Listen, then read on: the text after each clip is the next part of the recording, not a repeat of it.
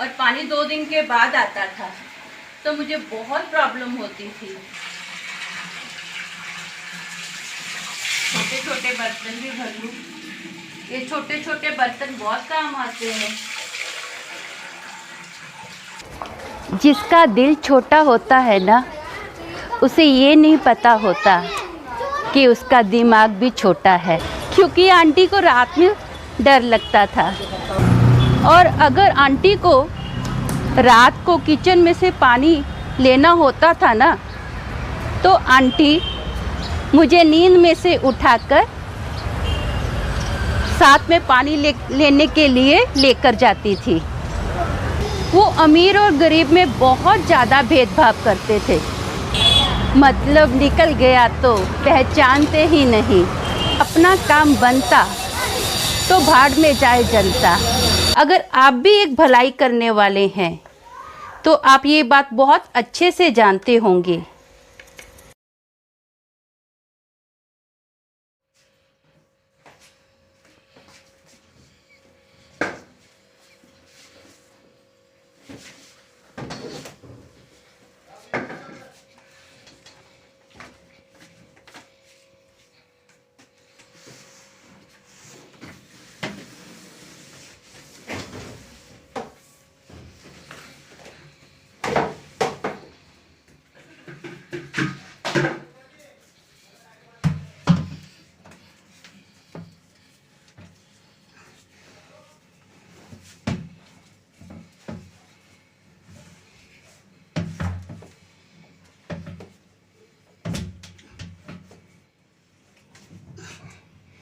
बाप रे, बहुत लगाना पड़ता है पाइप। गुड मॉर्निंग दोस्तों। सुबह सुबह घर में पानी आता है। पानी एक दिन छोड़ के आता है। तो अभी क्या है, थोड़ा जल्दी में हूँ, बहुत सारे बर्तन भरने रहेंगे।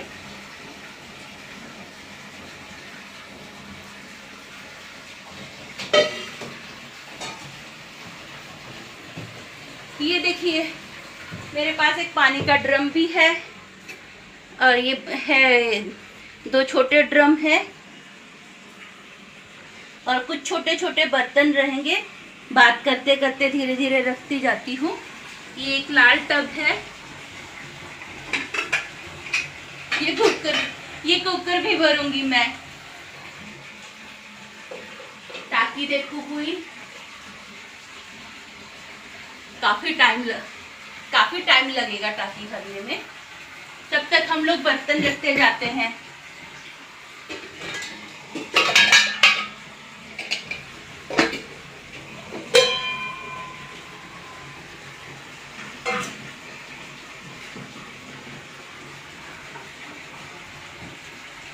दोस्तों, ये तो मैंने भर लिया।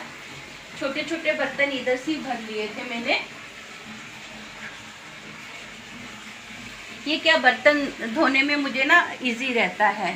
पानी थोड़ा थोड़ा जितना हो सके सेव कर लेते हैं हम लोग। एक दिन छोड़ के पानी आता है, उससे तो कोई टेंशन नहीं है। फिर भी आज जैसे 2 दिन के बाद आया, तो मैं क्या करती हूँ, अपना सेफ साइड पानी भर के रखते हैं। पहले मेरे पास ये जो ब्लू वाला टब है ना, ये नहीं था, और पानी 2 दिन के बाद आता था, तो मुझे बहुत प्रॉब्लम होती थी। तो हमने फिर क्या किया, फाइनली ये बड़ा ड्रम लिया पानी का, ताकि इजी रहे पानी। सेफ साइड पानी भरना इजी है ना। कई बार पहले 2 दिन के बाद जब पानी आता था, तो ऐसा होता था कि कभी कभी तीसरा दिन भी लग जाता था, और एक टाकी से कितना चलाएगा कोई। तो मुझे बहुत प्रॉब्लम होती थी। मैं कपड़े भी 2-2 दिन के बाद ही धोती थी जब पानी आता था, ऐसा था। लेकिन अब ऐसा नहीं है। अब मैं डेली कपड़े धोती हूँ, क्योंकि मेरे पास ड्रम है, और पानी भी 1 दिन के बाद आ जाता है। टाकी भरने आई है, तो थोड़ा भी पानी भरने में ध्यान दूंगी। आज पानी की वजह से थोड़ी जल्दी भी उठ गई हूँ। शायद आपको बहुत ज़्यादा मेरे फेस पे स्वेलिंग दिखे आज।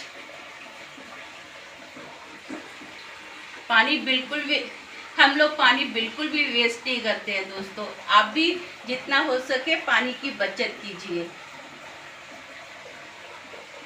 बहुत। देखिए एकदम एज पे आ गई है। अभी हम लोग क्या करेंगे, पानी का पाइप निकाल देंगे।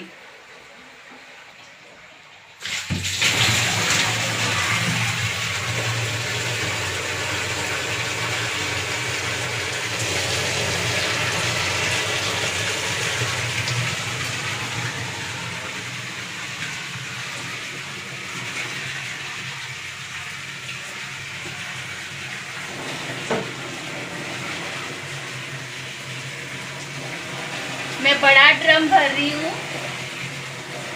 ये देखिए कितना फास्ट पानी आ रहा है।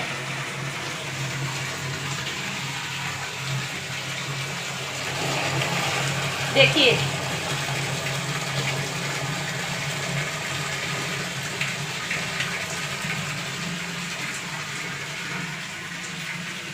ठंडी है लेकिन पानी जो जिस टाइम आएगा वो टाइम पानी लेना तो जरूरी है। हमारे इधर यही सिस्टम है, ऐसे ही पानी आता है पाइप से। ये बीएमसी का पानी नहीं है। हाँ, इसी पानी से नहीं आते। ये छोटे छोटे मग्गे भी भर लेती हूँ क्योंकि भरने इजी रहेंगे।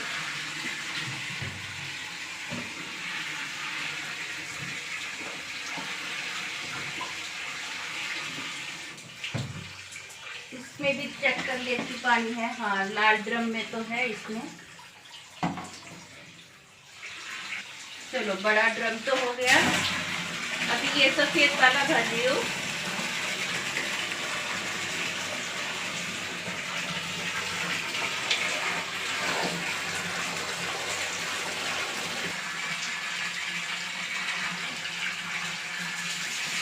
छोटे छोटे बर्तन भी भर लूँ।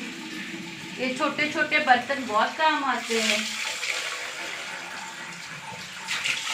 मुझे बर्तन धोने में ना बहुत अच्छा इजी पड़ जाता है इन बर्तनों से, क्योंकि मेरे जो नल है ना वो अच्छे से काम नहीं करते हैं।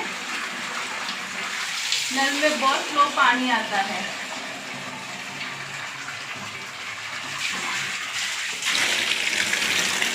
पहले हम लोग ये बाजू में बकेट भर लेते हैं।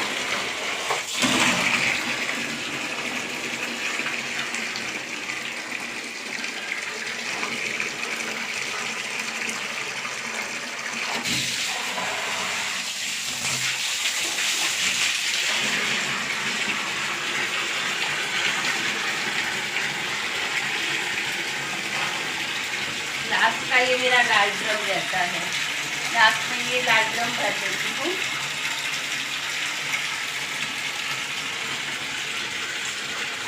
ये देखिए कितना फास्ट पानी है, भरने भी है फटाफट। जिसका दिल छोटा होता है ना, उसे ये नहीं पता होता कि उसका दिमाग भी छोटा है।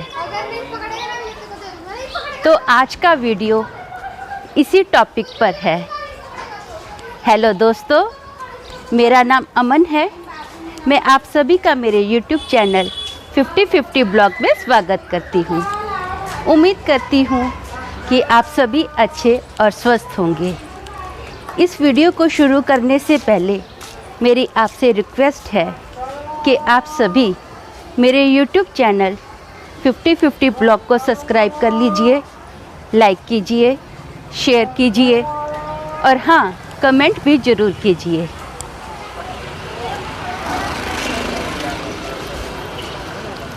दोस्तों, जैसे आप सभी जानते हैं कि मैं पहले पंजाब में रहती थी। आज का जो हमारा किस्सा है वो उस समय का है जब मोबाइल फ़ोन नहीं होते थे।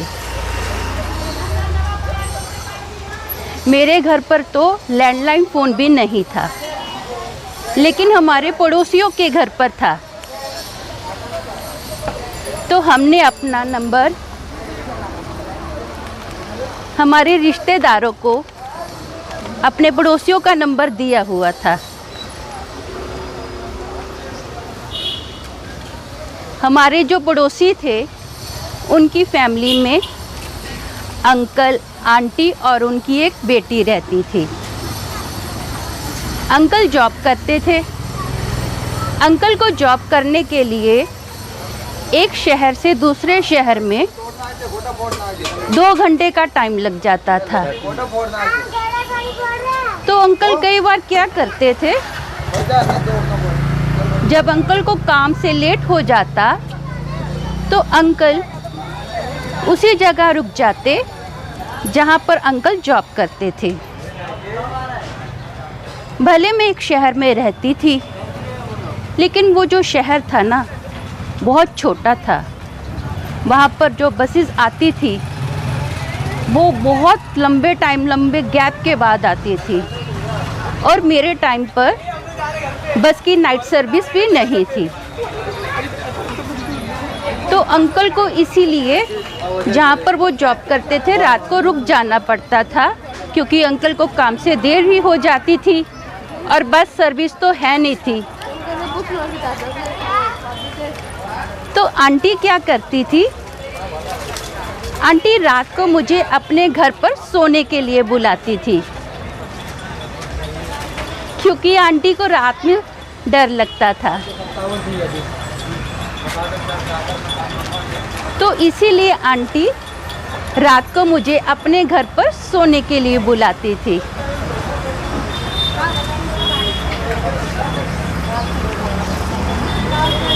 दोस्तों,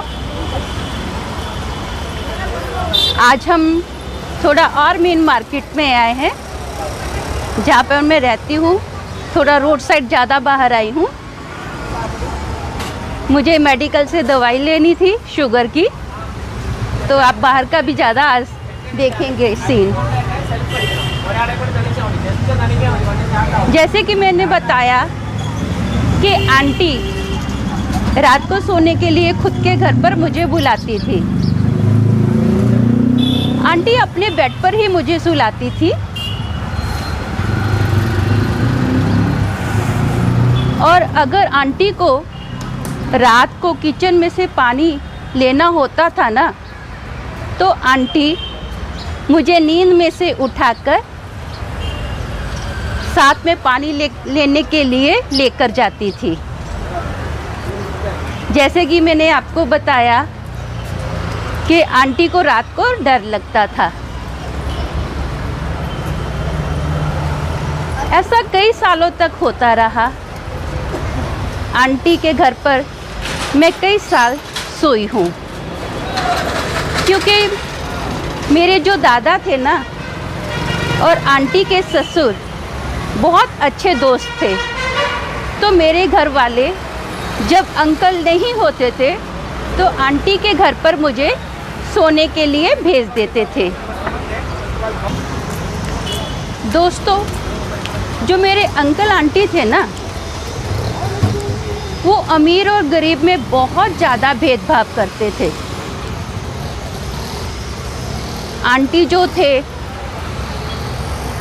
वो बहुत अमीर थे, और हम लोग जो थे वो एक मिडिल क्लास थे।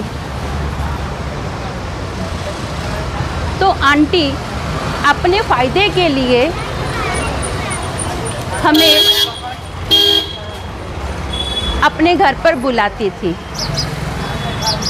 वो गाना सुना होगा आप सभी ने, मतलब निकल गया तो पहचानते ही नहीं। तो आंटी ऐसी थी।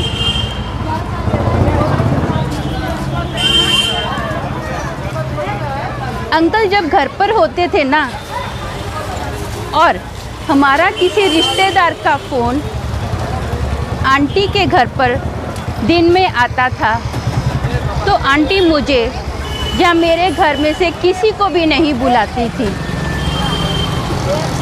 और जब आंटी को अपने हिसाब से टाइम मिलता तो आंटी घर पर आके हमें मैसेज देती थी कि तुम लोगों का फ़ोन आया है।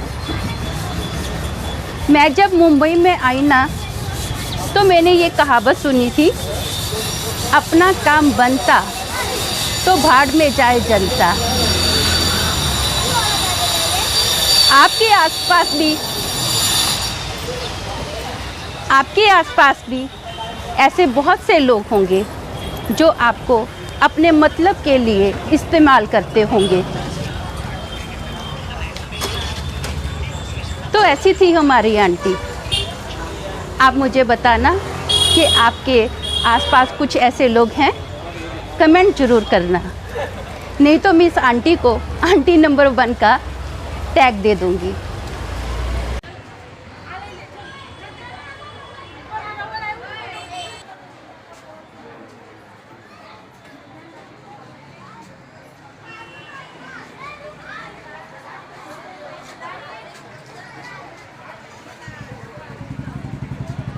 इस मेडिकल का नाम क्या है? श्री विनायक मेडिकल। थोड़ा जोर से बोलिए। श्री विनायक मेडिकल।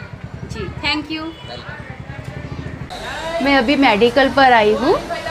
ये देखिए मैंने दवाई ले ली है शुगर की। ये गली आपको जानी पहचानी लग रही होगी। आपने कल ही ये देखा था ना, मैंने आपको कल बताया था कि ये मेरे घर की सीढ़ियाँ हैं। अब मैं घर पर आ गई हूँ।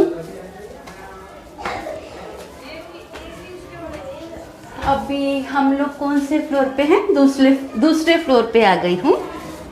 तो मैं चाहती हूँ कि हम अपना किस्सा कंटिन्यू करते हैं। दोस्तों, कहने को तो बहुत सारे किस्से हैं, लेकिन क्या कहूँ, क्योंकि अगर मैं आपको सभी किस्से बताती रही तो मुझ में और दूसरों में क्या फ़र्क रह जाएगा।